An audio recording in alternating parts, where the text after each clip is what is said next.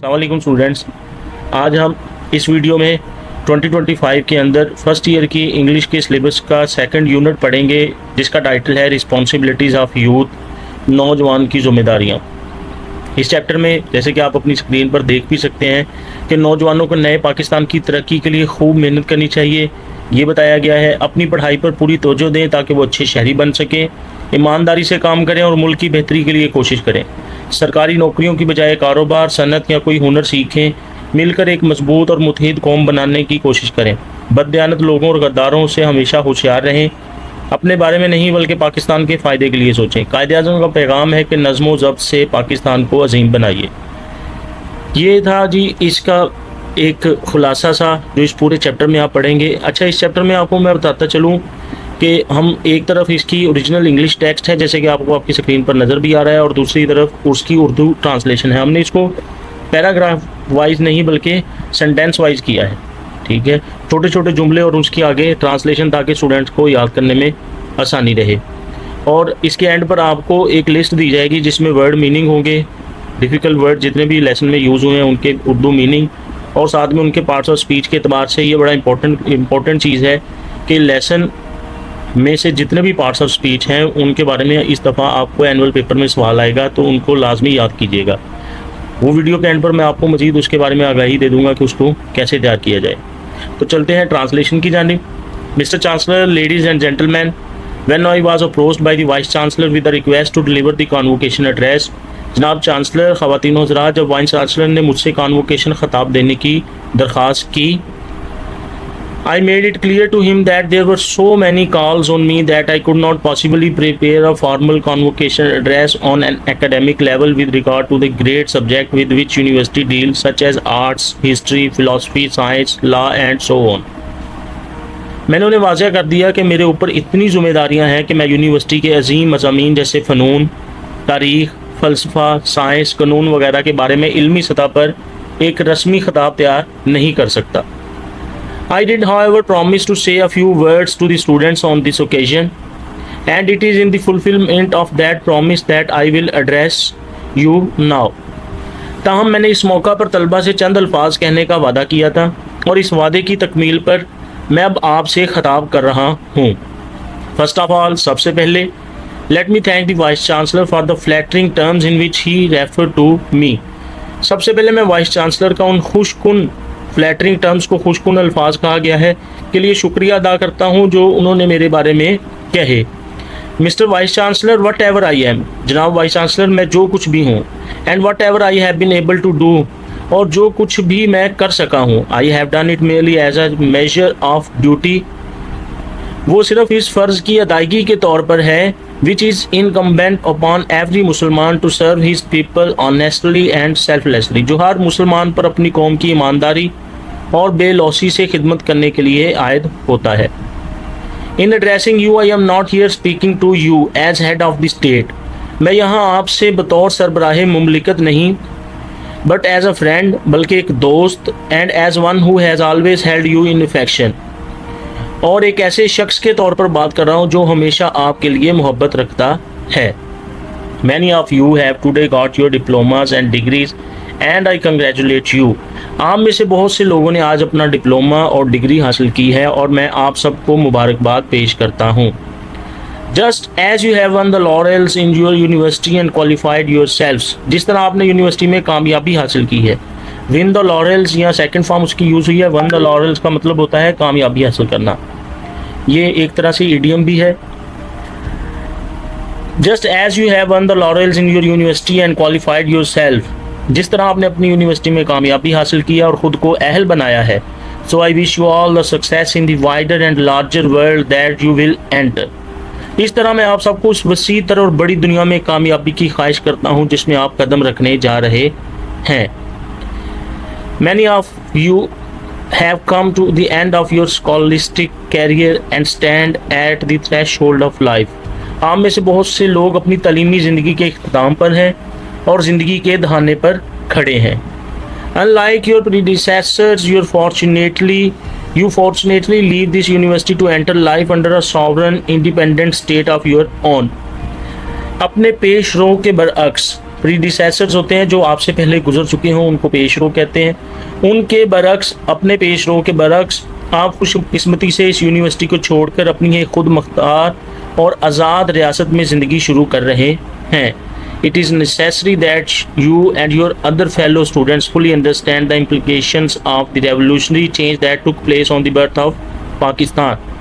ये ज़रूरी है, it is necessary, ये ज़रूरी है कि that आपके दीगर साथी, आप और आपके दीगर साथी, you and your other fellow students, तलबा पाकिस्तान के क़याम पर होने वाली इनकलाबी तब्दीली के मुज़म्मरात को पूरी तरह समझें। fully understand the implications of the revolutionary change, revolutionary इनकलाबी change तब्दीली, implication मुज़म्मरात को समझें। It is necessary that you and your other fellow students fully understand the implications of the revolutionary change that took place on the birth of Pakistan. ये ज़रूरी है कि आप और आपके दीगर साथी तलबा पाकिस्तान के क़याम पर होने वाली इनकलाबी तब्दीली के मुज़म्मरात को पूरी तरह समझें। We have broken the shackles of slavery. We are now a free people. हमने ग़ुलामी की जंजीरें तोड़ दी हैं। Broken the shackles of slavery का मतलब है ग़ुलामी की जंजीरें तोड़ना। हमने ग़ुलामी की जंजीरें तोड़ दी हैं। We are now a free people. हम एक आज़ाद कौम है। Our state is our own state. हमारी रियासत हमारी अपनी रियासत है। State का मतलब रियासत है। Our government is our own government. हमारी हुकूमत हमारी अपनी हुकूमत है। Of the people, जो अवाम की है। Responsible to the people of the state, अवाम के लिए ज़िम्मेदार है। And working for the good of the state, और रियासत के भले के लिए काम करती है।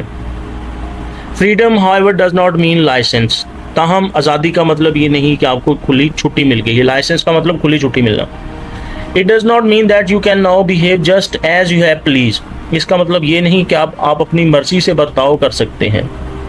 And do what you like, और जो चाहें कर सकते हैं।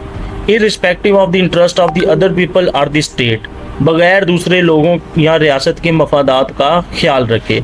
इररिस्पेक्टिव का मतलब है बगैर या तमीज़ किए बगैर।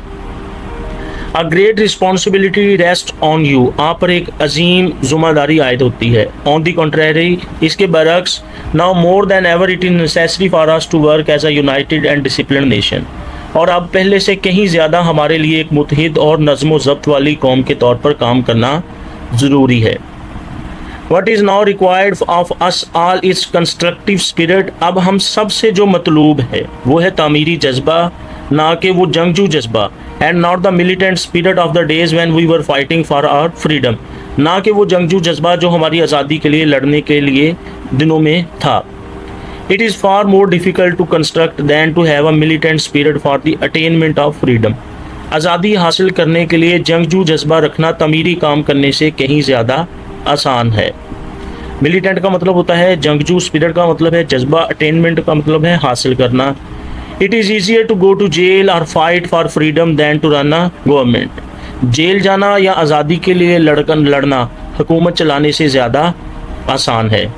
Late me tell you something of the difficulties that we have overcome and of the dangers that still lie ahead, मैं आपको उन मुश्किलात के बारे में कुछ बताता हूँ जिन पर हमने काबू पा लिया है और इन ख़तरात के बारे में जो अभी हमारे सामने हैं। Thwarted in their desire to prevent the establishment of Pakistan, Pakistan के क़याम को रोकने की अपनी ख्वाहिश में नाकाम होने पर our enemies turned their attention to finding ways and means to weaken and destroy us, हमारे दुश्मनों ने हमें कमज़ोर और तबाह करने के तरीक़ों पर तवज्जो दी। Thus hardly had the new state come into being when came the Punjab and Delhi Holocaust, इस तरह नई रियासत के वजूद में आने के फ़ौरन बाद पंजाब और दिल्ली का होलनाक फसाद बर्पा हुआ। होलोकॉस्ट का मतलब है फसाद बर्पा होना, नस्ल कुशी होना। Thousands of men, women and children were mercilessly butchered and millions were uprooted from their homes, हज़ारों मर्द, औरतें और बच्चों को बेरहमी से कत्ल कर दिया गया। butchered का मतलब है कत्ल करना, mercilessly बेरहमी से, and millions were uprooted from their homes, और लाखों लोग अपने घरों से बेदखल कर दिए गए। uprooted का मतलब है बेदखल कर देना। यहाँ पर Over 50 lakhs of these arrived in the Punjab within a matter of weeks, 50 lakh से ज़्यादा बदकिस्मत महाजरीन जो जिस्म और रूह से ज़ख्मी थे चंद हफ्तों के अंदर पंजाब पहुँच गए। The care and rehabilitation of these unfortunate refugees stricken in body and in soul presented problems, इन बदकिस्मत मुहाजिरीन की देखभाल और बहाली जो जिस्म और रूह से ज़ख्मी थे ने ऐसी मुश्किलात पेश की जो किसी मुस्तहकम रियासत को भी तबाह कर सकती है, which might well have destroyed many a well established state. इसका मतलब है जो किसी मुस्तहकम रियासत को भी तबाह कर सकती है। But those of our enemies who had hope to kill Pakistan, लेकिन हमारे वो दुश्मन जो इन ज़राए से पाकिस्तान को उसके आगाज़ में ही ख़त्म करने की उम्मीद रखते थे, मायूस हुए। But those of our enemies who had hope to kill Pakistan at its very inception by these means were disappointed, लेकिन हमारे वो दुश्मन जो इन ज़राए से पाकिस्तान को इसके आगाज़ ही में ख़त्म करने की उम्मीद रखते थे, मायूस हुए। Not only has Pakistan survived the shock of that upheaval, ना सिर्फ पाकिस्तान इस हंगामे के सदमे से बच गया, but also it has emerged stronger, more chastened and better equipped than ever, बल्कि ये ज़्यादा मजबूत, ज़्यादा पुख्ता और पहले से बेहतर लैस होकर उभरा। There followed in rapid succession other difficulties such as withholding by India of our cash balances.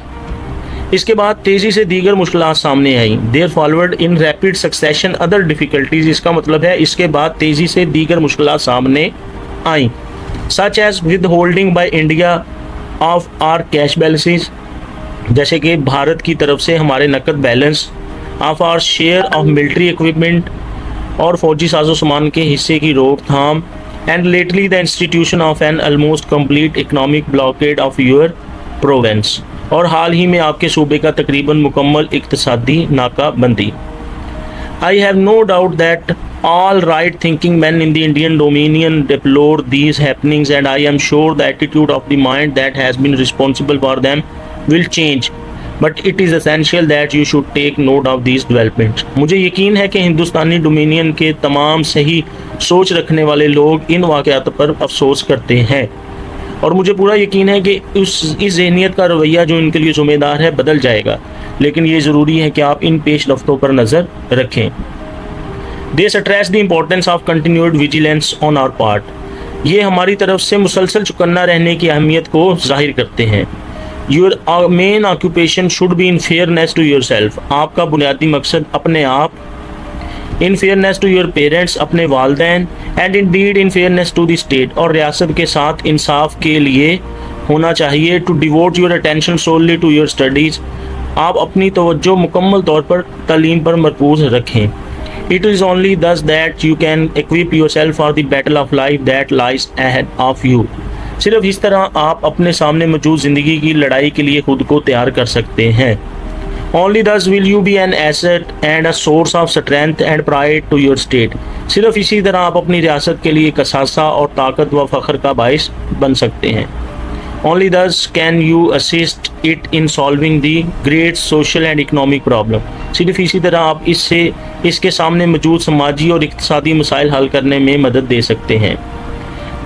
And enable it to reach its destined goal among the most progressive and strongest nation of the world, और इसे दुनिया की तरक्की याफ्ता और मजबूत कौमों में अपनी मंजिल तक पहुंचाने के काबिल बना सकते हैं। माई यंग फ्रेंड्स, मेरे नौजवान दोस्तों, I would therefore like to tell you a few points, इसलिए मैं आपको चंद अहम नकात बताना चाहता हूँ।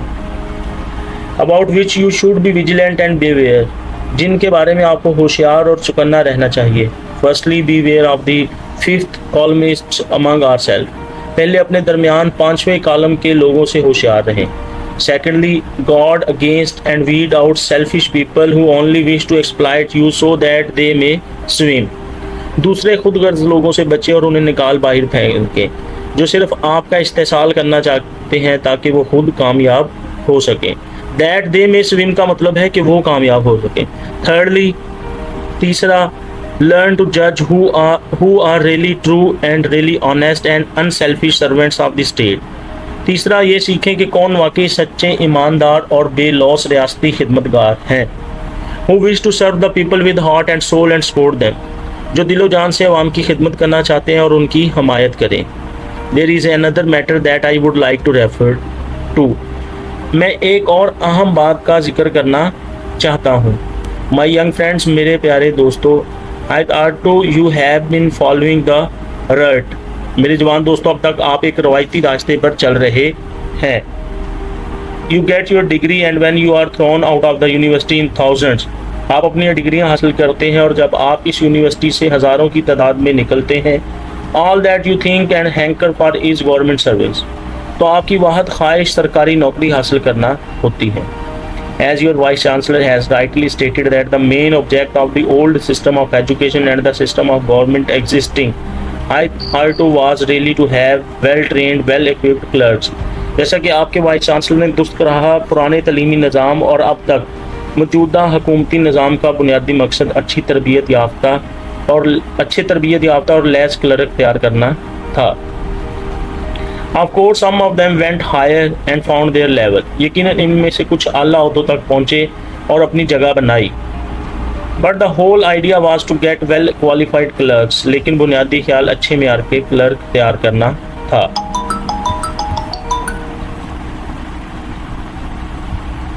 Civil service was mainly staffed by the Britons and the Indian element was introduced later on and it went up progressively. Civil service में ज़्यादातर बरतानवी अमला होता था और हिंदुस्तानी अंसर को बाद में शामिल किया गया जो आहिस्ता आहिस्ता बढ़ता गया. Civil service was mainly staffed by the Britons and the Indian element was introduced later on and it went up progressively. Civil service में ज़्यादातर बरतानवी अमला होता था और हिंदुस्तानी अंसर को बाद में शामिल किया जो आहिस्ता आहिस्ता बढ़ता गया. Well the whole principle was to create a mentality. इस निज़ाम का पूरा मकसद एक ऐसी जहनीत, a psychology and a state of mind, नफ्सियात और जहनी कैफियत पैदा करना था जो कि एक आम शख्स जो अपना BA या MA पास करता था तो वो सरकारी नौकरी की तलाश में होता था. When he passed his BA और MA was to look for some job in government. If he had it, he thought he had reached his height. अगर उसे ये नौकरी मिल जाती तो वो समझता था कि उसने अपनी ज़िंदगी की बुलंद तरीन मंजिल हासिल कर ली. I know and you all know what has been really the result of this. मैं जानता हूँ और आप सब जानते हैं कि इसका नतीजा क्या रहा. Our experience has shown that an MA earns less than a taxi driver. हमारे तजर्बे से पता चलता है कि एक MA की कमाई एक टैक्सी ड्राइवर से कम होती है. And most of the so-called government servants are living in more miserable manner than many manual servants who are employed by well-to-do people. और ज़्यादातर नाम नहाद सरकारी मुलाजिम एक ऐसी दुखी ज़िंदगी गुजार रहे हैं जो कई मामूली मुलाजमीन से बदतर है जो खुशहाल लोगों के यहाँ काम करते हैं. Government can not absorb thousand impossible. हुकूमत हज़ारों लोगों को मुलाजमत नहीं दे सकती, ये नामुमकिन है. But in the competition to get government service, most of you will be demoralized. लेकिन सरकारी नौकरी के हसूल की दौड़ में आप में से अक्सर की हौसला शिकनी हो जाती है. Government can take only a certain number and the rest cannot settle down to anything else and being disgruntled are always ready to be exploited by persons who have their own access to grant. हुकूमत सिर्फ एक महदूद तादाद को मुलाजमत दे सकती है. Government can take only a certain number और बाकी लोग किसी और शोबे में जगह नहीं बना पाते. And the rest can not settle down to anything else. और मायूस होकर हमेशा उन लोगों के हाथों इस्तेहसाल का तैयार रहते हैं जो अपनी मकासाती मकासद के लिए काम करते हैं. And exploited by persons who have their own axe to grind. ये भी इडियम है. एक्सेस टू ग्रिंट का मतलब है अपना उल्लू सीधा करना, अपना काम निकालना. Now I want that you must divert your mind. अब मैं चाहता हूँ कि आप अपनी सोच, योर अटेंशन अपनी तवज्जो, योर एम्स अपने मकासद एंड अम्बिशन और ख्वाहिश को बदलें टू अदर चैनल्स और दूसरे मौक़ों की जानिब मोड़ें. And other avenues and fields. अब दूसरे शोबों और मौक़ों की जानिब मोड़ें that are open to you, जो आपके लिए खुले हैं. And will increasingly become so, और आगे चलते ही जाएंगे. There is no shame in doing manual work and labour. हाथ से काम करने, मैनुअल वर्क या मेहनत करने में कोई शर्म की बात नहीं. There is an immense scope in technical education for we want technically qualified people very badly. Technical तालीम में बहुत ज़्यादा गुंजाइश है क्योंकि हमें तकनीकी तौर पर अहल अफराद की सख्त ज़रूरत है. You can learn banking, commerce, trade, law etcetera. आप बैंकिंग, तजारत, कारोबार, कानून वगैरह सीख सकते हैं. Which provide so many opportunities now, जो आप बहुत सारे मौके फ्राहम करते हैं.